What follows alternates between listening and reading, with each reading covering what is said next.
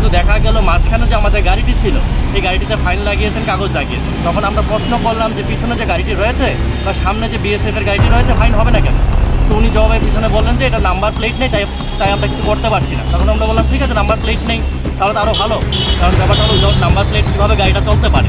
উনি বললেন যে আমাদেরকে শেখাতে হবে না কীভাবে নিয়ম কানুন, কীভাবে পুলিশে কাজ করছে। बेलायखिनो वर्मसिजाखौ माखासे फेका नेता मन्त्री फायगेबा बदलनि बाना थेबाजाक केनाव के खरसानि थानि फानाव पुलिस जब बाहायनो फाइन बक्सिंया फाइन हाइया हेलमेट थुजै गेफानो बरफनो रमया केराम राजा नि फान फुंजाया आयन ताइ बेबासा फाजिं तंकसं लुकुरंनि थानि 1000 फाइन नाजागो अबदि हाइनो पक्से जामु सिचाबुइ खरसा सिखला नाय मथांगो बाय कम पांलायखा नायनायदि सिनमा दिबो আমি কিন্তু যে ফাইন করতে এটা বসে বসে কেন ফাইন করতে ফাইন করতে পারি আমি আপনাকে এটা বলছি মানে বইটা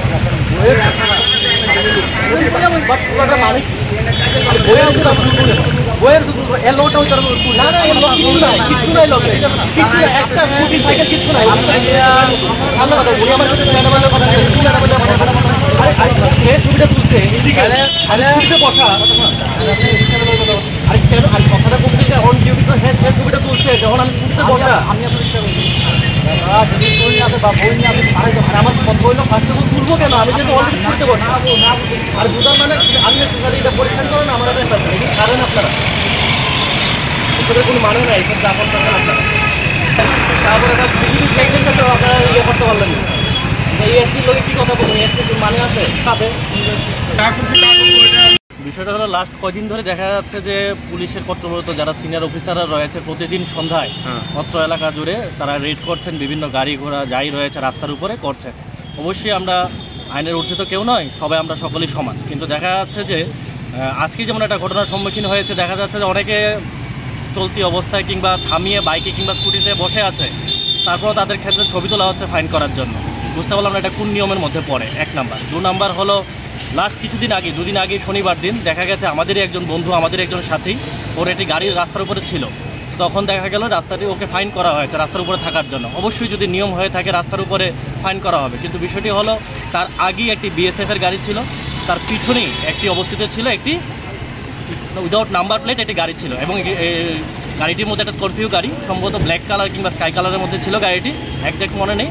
সেখানটা একটা বিজিবির পতাকা লাগানো ছিল। তখন আমরা এখানে একটা অংশ ছিলাম, আমরা বন্ধুবান্ধব যারা সাথীরা ছিলাম, আমরা এডিশনাল এসপি নতুন এসেছেন একজন লেডি অফিসার, ওনাকে সম্মান জানিয়ে ওনার যে কাজ তাকে সাধুবাদ জানাই, আইনের ঊর্ধ্বে আর কেউ নয়। কিন্তু দেখা গেল মাঝখানে যে আমাদের গাড়িটি ছিল এই গাড়িটিতে ফাইন লাগিয়েছেন, কাগজ লাগিয়েছেন। তখন আমরা প্রশ্ন করলাম যে পিছনে যে গাড়িটি রয়েছে বা সামনে যে বিএসএফের গাড়িটি রয়েছে ফাইন হবে না কেন? তো উনি জবাবের পিছনে বললেন যে এটা নাম্বার প্লেট নেই, তাই আমরা কিছু করতে পারছি না। তখন আমরা বললাম ঠিক আছে, নাম্বার প্লেট নেই তাহলে তো আরও ভালো, কারণ ব্যাপারটা হলো উইদাউট নাম্বার প্লেট কীভাবে গাড়িটা চলতে পারে। উনি বললেন যে আমাদেরকে শেখাতে হবে না কীভাবে নিয়ম কানুন, কীভাবে পুলিশের কাজ করছে। তখন আমরা বললাম পুলিশের কাজ করছে, তার জন্য তো রাজ্যের এই অবস্থা। পুলিশ যদি এতই ভালো কাজ করতো তাহলে রাজ্যে আর প্রতিনিয়ত এত মানুষ আক্রান্ত হতো না, যুব থেকে শুরু করে বৃদ্ধ আক্রান্ত হতো না প্রতিনিয়ত, এটা হোক রাজনৈতিক কিংবা অরাজনৈতিক। পাশাপাশি দেখা যাচ্ছে যে নারী নির্যাতন, তারপর রেপ, তাহলে কোথায় পুলিশের ভূমিকা? তার থেকে সবচেয়ে লজ্জনীয় বিষয় হলো গাড়িটির মধ্যে একটি বিজেপির পতাকা ছিল বলে আমরা বললাম যে কি বিজেপির পতাকা আছে বলে আপনার সাহস হচ্ছে না? উনি তখন আমাদের দিকে তেড়ে আসলেন যে না তোমরা কি বলতে চাচ্ছ, আমরা তোমার এগেনস্টে অ্যাকশন নেব।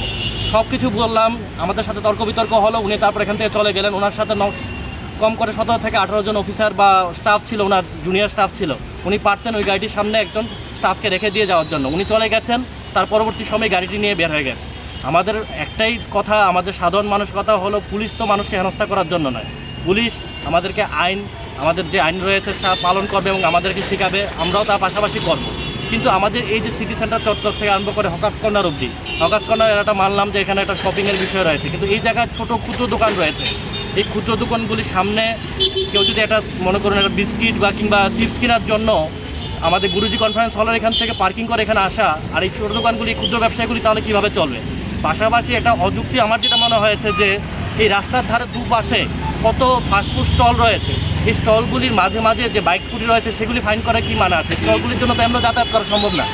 পাশাপাশি এই যে লাইটগুলি রয়েছে পুজোর জন্য লাগানো, তার সেই কাজ তো রাস্তায় তো এমনিতে চলাচল করতে পারবে, তারপরও ফাইন হচ্ছে। আমাদের একটাই দাবি, এবং সাধারণ মানুষ এখানে প্রতিনিয়ত হেনস্থা হচ্ছেন, পুলিশের কাজ করুক, কিন্তু নিয়ম অনুসারে নিয়মটা যাতে সবার জন্য সমান হয়, এটাই আমাদের দাবি, যাতে কোনো রকম ব্যক্তি বিশেষ বা কোনো রাজনৈতিক দলের কেন বিবেচনা না করে সবার জন্য সমান হয়। এবং এটা অবশ্যই ভাবা উচিত, সরকার এটা পরিকল্পনা করা উচিত যে রাজ্যের এই যে রাস্তার যে দুপাশে ফাস্টফুড স্টল রয়েছে, মানুষ এমনি যাতায়াত করতে সমস্যা হচ্ছে, কিন্তু এর মাঝখানে স্কুটিগুলি কোথায় যাবে, বাইকগুলি কোথায় যাবে, তার জন্য একটি অবিলম্বে একটা পার্কিংয়ের ব্যবস্থা করা উচিত, যাতে করে এই এরিয়ার ক্ষুদ্র ব্যবসায়ীগুলি বাঁচতে পারে।